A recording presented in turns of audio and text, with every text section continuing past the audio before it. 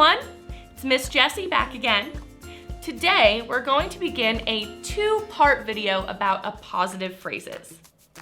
There are two kinds of appositives, non-essential and essential.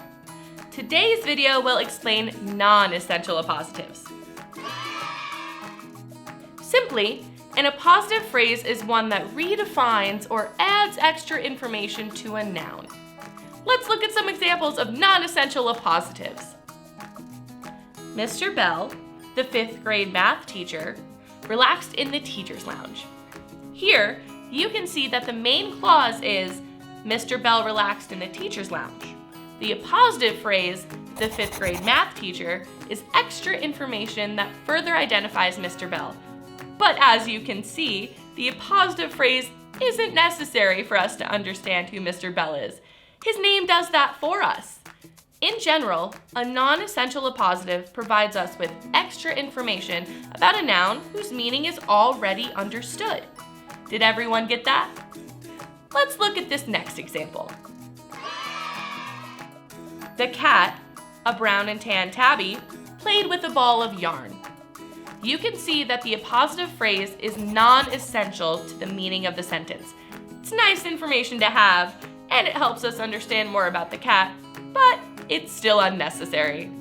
Remember everybody, because non-essential appositive phrases are ultimately just bonus information and can thus be removed from a sentence, they must be placed within commas or other punctuation. Let's take another look at very specific examples that are always non-essential appositive phrases. Years and countries, provinces, or states. In this sentence, the wedding on May 12th, 2018, was beautiful. We can see that the year is surrounded by commas. This is because, as far as grammar is concerned, the year is non-essential to the meaning of the sentence. In fact, the rule for writing full dates is that the year should always be surrounded by punctuation. Now, let's look at countries, provinces, and states. When you write a city with its state, province, or country, make sure that the latter is surrounded by punctuation. Example, I visited Paris, France, when I was a teenager, and Vancouver, British Columbia, as an adult. Even though it looks strange, it makes sense.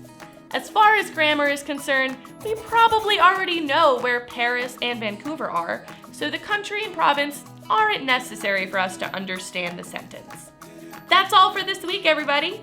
Be sure to check out next week's video for an explanation of essential appositives.